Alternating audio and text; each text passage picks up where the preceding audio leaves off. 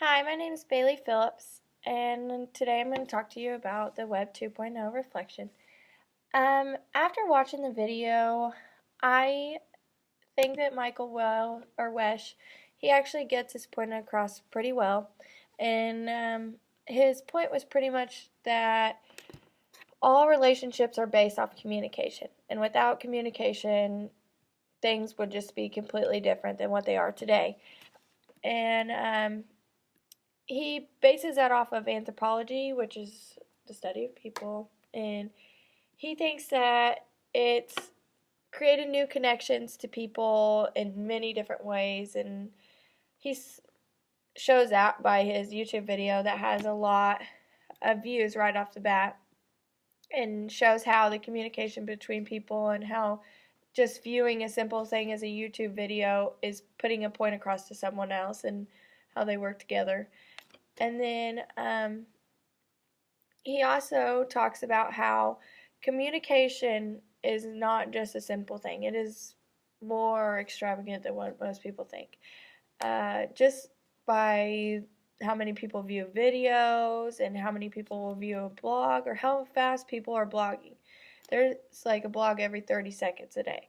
So he wants to show everyone how important communication is and how much you use it in your daily lives and how people use it to communicate with each other. A lot of families use Facebook and other things like that to get their to keep in touch and do other things like that. But also they use it for a different form of communication, which is um, whenever they use it for petitions or other things like that, they use it to use their voice in a different way than just actually using their voice. So it's just a different way to get things across, and uh, it's got a huge impact on the way that we live our daily lives. Um, and I think that you could use that in the classroom because I personally think that it would be like a whole different change if we didn't have the technologies and the communications that we have today.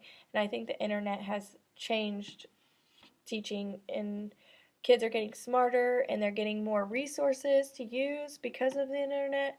So I think that helps a lot of kids develop and grow into things that are bigger than if they didn't have technology.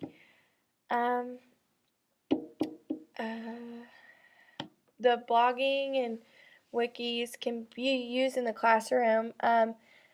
Blogging especially, it gives the kids a voice, and not only that, but they can read other people's blogs on how they're using things in the classroom or how they're doing certain things. And I think that can help them to learn and to see other viewpoints and things like that. And podcasting, especially, you could listen to another teacher's podcasting, or you could listen to a podcast over a certain thing, like maybe 9/11, which was yesterday, or things like that. And you can uh, actually get some more information than just reading from a textbook or something like that. So I think it broadens our horizons and sees a little bit more of what we can do with the classroom and things like that.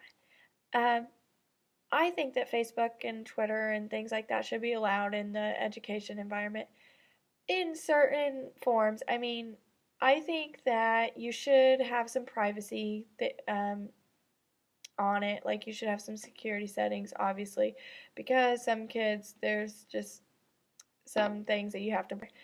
And then, but I think they should be used because it gives, it just, like I said earlier, broadens the horizons and gives more information out to the kids. And there's different ways to keep in touch, and there's different things to see.